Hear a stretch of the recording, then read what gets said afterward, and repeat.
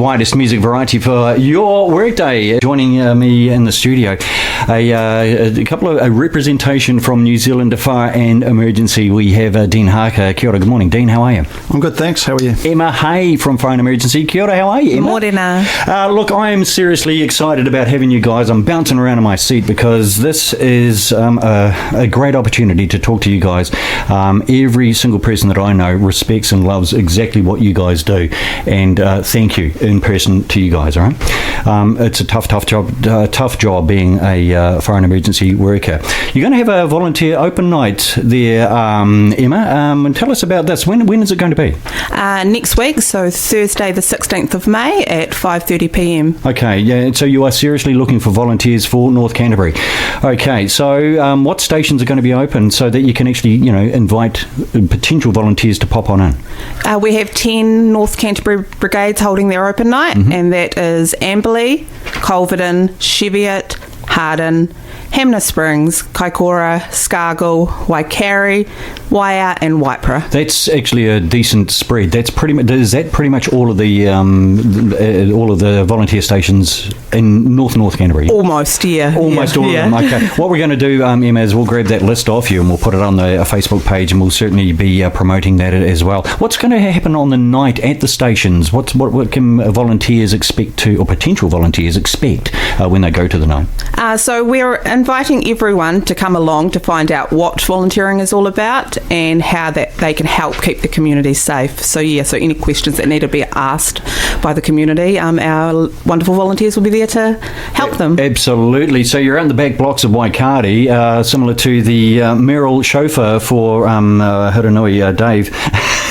They're in the middle of nowhere there. How do people in the middle of a rural community actually get the notification to get to the fire station? How does that happen? I mean, we got an alarm here or a fire siren in Rangiora. How you're in the middle of nowhere? How does that happen, Dean? Yeah, a number of them, they have a system which is off their cell phone, so they can get alerted by that, and other ones would have a pager system as well. Okay. So yeah. All right. Well, that's relatively easy, Dean. Well done. Thanks for that, Dean. You're the community risk manager for Fire and Emergency. Are the volunteers you're looking for only needed to actually fight fires?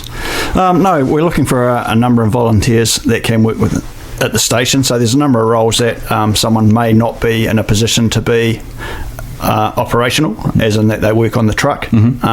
So there's a number of roles. We have admin support, so they may be doing the admin for the station, keeping the books, entering stuff into the computer, any type jobs that they go to, or if they're doing some smoke alarms, they might be entering information about addresses, etc., into the computer. Yep. There's operational support. So operational support is obviously helping the operational part of the crews, not riding the truck, but other operational areas, and that falls into the stuff that we do in community risk management as well. So part of our role is home fire safety. So it's not only home fire safety is not only putting smoke alarms in people's houses, it's actually telling them how they can be safe in their own house, what we call defendable zones. So around the outside of their house, there's no vegetation up against the house, there's no firewood stacked against the house if there is a fire. And then inside the house we look at escape routes, so our 3-step escape plan, so having 2 ways to get out of the house. Yep. If you've got young children, do they know how to get out? If they're going to climb out a window, what's on the other side of the window? Is there trees against it? And having a safe meeting place, so once they are out of the house, where's the place that the family will meet up? So that's the sort of stuff that we look at when we're doing a home fire safety visit. The other big thing at the moment is the serene heaters. Yes. So and other things inside the home. Coming into winter, it's the meter from the heater and not overloading your multi-board. So operational support in the brigade would maybe doing some of those functions. We deliver a Firewise program for year 1 and 2 students. Yep. And some of that operational support may be helping in their communities, delivering some of those messaging. And then in our community event type days where we might be presenting fire safety messages to the public, that person may help in that space.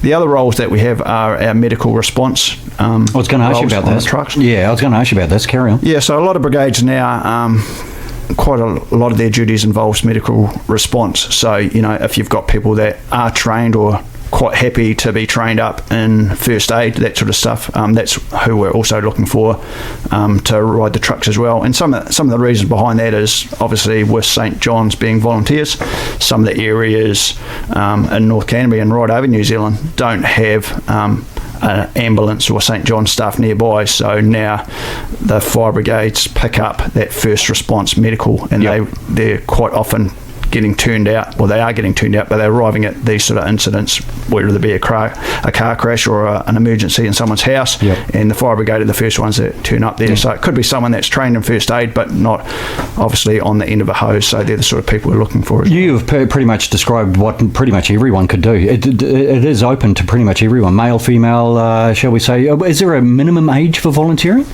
There is a minimum age for that, and age between you have to be 18 or 16 to 17 with your parents' or guardians' permission. Okay, all right. Yep. Well, then it pretty much caters for the entire family. It does. Just speaking on volunteering, across our Canterbury district, which runs from Rakaia to Kikaringu and then to the top of both passes, we have approximately 1,200 fire and emergency staff, so on the trucks. Out of those, we have 170 paid, and all the rest are volunteers.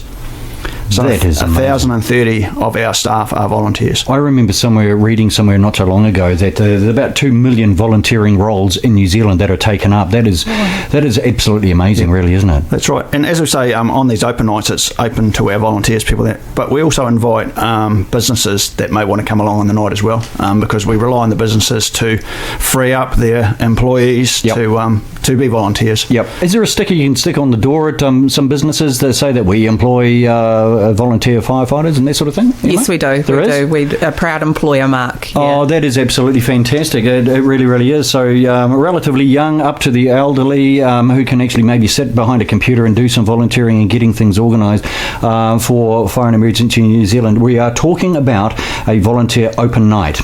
And can we go through those particular stations again? Yeah. This is where they're going to be open from on 16th of May from roughly what time, Emma? 5:30 p.m. Hit me with the list again. So that's Amberley, Culverden, Cheviot, Harden, Hamner Springs, Kaikoura, Scargill, Waikari, Waiau and Waipara. That is Emma Hay, Acting Senior Community Readiness and Recovery Advisor from Fire and Emergency New Zealand. Dean Harker with us, with Community Risk Manager of Canterbury Fire and Emergency. Thank you. You guys do amazing work, and if you don't get thanked from too many people too many times, thank you, seriously.